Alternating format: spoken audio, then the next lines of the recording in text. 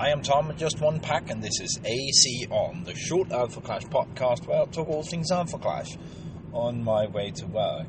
And today I want to talk about, of course, the board game, because the Kickstarter is still running, and since last time it's actually launched. And I want to talk about Clashgrounds Pasay. So let's dig into that.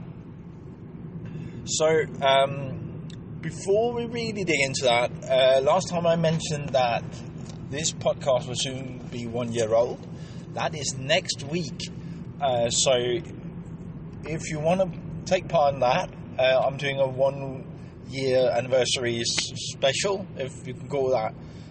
You might want to follow me on Instagram or YouTube, and I'll post something about what it's all about. Because I sort of promised a giveaway and have no idea how to do it. But now we're playing along, right? Anywho, Clashgrounds and Cosmic Conquest. Let's start with Clashgrounds, because that is really... There's a lot to talk about. There's so much happening in this world right now, right? I mean, we're at the end of, at least nearing the end of spoiler seasons for Equilibrium. There's less than a month until it's out, right? And now we have Clashgrounds Pasay, and in just 2 weeks we'll have Clashgrounds Las Vegas, starting off with a pre-release for Equilibrium. So then all of the cards will be spoiled, and we start seeing boxes pop up in pictures and stuff like that, and they look amazing. Anyway, there was a Clashground this weekend in Pasay in the Philippines. I think 50 plus participants. Don't hold me to that, but a fair amount of turnout. And what was special about this was, well, there were a few special things about it. One was, if you don't know the organisation of organised play, or the build of organised play for Alpha Clash, Clashgrounds are the tier 2 setup, or the tier 2 level of competition, where you can earn access to higher tiers. So that is the last of the open competition plays. You need to gain an invite to tier 3, such as the Pro Tour. So in order to do that, you have to play the Clashgrounds, right? The really interesting bit about Clashgrounds, one of the interesting things about Alpha Clash and Rising Empire Studios, they do all the same things just as well, or even better, than all the other card games out there. And then they do a little extra, a little special, a little twist on it. And these Clashgrounds were no different. So the setup here is that you want a diverse meta, and you want people showing up, trying out new strategies. At least that's my take on it. And how do you invite people to, or incentivize people to try out different things, and maybe find a little bit more diversity in the meta, right? So if we look a while back at the Philippine or the Asian meta, what really happened was that it was Talk. Talk won everything, right? Because everybody was playing Talk. I know not everybody was playing Talk, but a lot of players played Talk. And when we got to the Pro Tour, at least in Charlotte last year, Genesis was all over the place, right? So how do you diversify that a bit, having a meta alive and well, and having a bit different players, so you're not building for that specific meta deck? Well, the thing is, they threw in 2 bits into that machinery. One was that in Pasay, like there would be in Las Vegas, they had a Clashground in play at all time. This Clashground is called Somewhere in Pasay, when in Pasay, and Somewhere in Las Vegas. Sort of altering the battlefield a little bit, right? The other thing is that to incentivize people to maybe not knowing that they won't go in winning the Clashgrounds, still trying to win something by promoting these bounty cards. Now, bounty cards is this genius idea, and I'm so sad I didn't really cover it, but the bounty cards is sort of a promotion card for you being the best placed player with a certain contender. Now, if I remember correctly, there are 5 bounty cards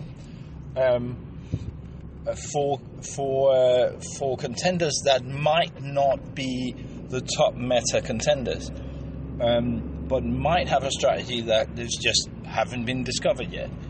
So the brilliant thing about this is that people would bring something else, and it'd be really, really bad for someone playing Genesis or Talk or something like the meta deck, and not being prepared for these minor players, if you like. Come to think of it, it really plays into the whole alpha setup, where there are really important big alphas, but they still have to contend with the smaller ones that might just be able to exploit their weakness, right? Anyway, they have these promo cards, and the 5 were given out at Clashgrounds Pasay for Conquest, Pestilence, Lynn, Moxie, and Flare, if I remember correctly. I have it in my notes, but I'm driving, so I can't always read them. But the really cool thing there, that they were all given out. In total, there are 15 different contenders at Clashgrounds Pasay. 15. Now, there are more, I grant that, but having 15 different is good. What's more exciting, at least to me, is the fact that there were 5 different contenders in top 8, and 4 different contenders in top 4. And even though Genesis won, it was as I've been told, there was a tight fight with Warcry, which weren't even on. I don't think he made top 8 at Clashgrounds, right? So at Pro Tour.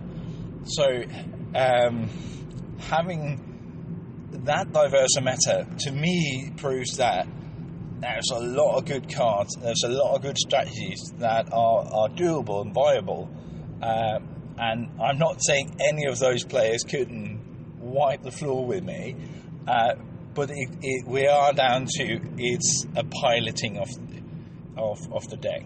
So hats off to anyone who made top 50, however many there was on the Clashground.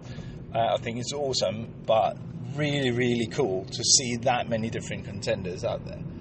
And I said that, I just glanced at my notes, I want to make a point that I know that I said that these the contenders with the bounty cards, the promo cards you get for being the best placed, well, none of them had only a single deck, so they have to win something in order to actually get a bounty, right? So there were 15 contenders, but there was no contender there were only 1 copy of. So everyone had to win in order to actually win a bounty card. You didn't just have to show up, right? And that also means that the worst placed, I think there were 53, let's go with that. The worst placed bounty card was at 43rd, meaning 10 other players before, or 9 other players before that, right? Then they went, I think that it was even Moxie, which is really sad. I thought she was stronger. I might have to build a Moxie deck or revisit my Moxie deck. Anywho, from Moxie was the lowest rank at 43, and then they went Flare, Lynn at 30, Pestilence at 19, and Conquest being the last of them at 18th. And making 18th is not that horrible, to be honest. Way better than I would do, but that's not bad at all. So maybe there are strategies with just a little bit of lift that could bring them back into the meta. Who knows? I think that's why we have them. Anyway, that was about Clashgrounds Pasay. Really excited to see that. And congratulations to the winner. In 14 days, I think I mentioned Clashgrounds Las Vegas with a pre-release on the 14th, I believe, is going on. Excited to see what will come out of that. Will we see that diverse a meta? I don't know. I hope so, to be true. To be honest, that would be really good, because that would put us in a position where you sort of can build anything and still actually play the game. Now, we can't go a podcast episode and not talk about the board game. 2 reasons for that. One is it's a board game and I'm a board game geek, and it's live on Kickstarter if you haven't seen it. Now, within, I don't know, 48, 22, I don't know how many hours, the board game was funded very quickly. I was never really in doubt that the board game would be funded. It's just a question of how far up the stretch goals will reach. Now, there is loads and loads and loads of stretch goals. My first hope, because I have sort of a wish list, which stretch goal I want us to reach, and the first of which we have actually reached now. There's still 30 some odd days left on the Kickstarter, but we've reached the first of on my wish list at $45,000 US. We get these team base holders in different colors. I think I mentioned this last time, or I mentioned it somewhere at least. Having different color, it seems ridiculous, but try and keep up here, right? Because that's sort of important. So you can choose your own color. Now, I can't get my color, but that's neither here nor there. The fact that there is colors available makes it more interesting to choose not just your contenders, but also your base. So even if you're drafting your contenders, you still get to choose your base. And it makes it so much easier to see who is where on the board. So having those in colours, brilliant. I'm so happy we made it. The next goal I want us to reach, and I hope you will support us in it, I already backed. I backed for a little more than I ought to, but I'm sticking with it. I might increase it a bit even. The next stretch goal I want to reach is the upgrade of the tokens. Now, that will be at 70,000 US. There are 2 steps to this, but at 70,000 we get all of the tokens replaced. Why is that important? Still, it's because I'm a board game geek.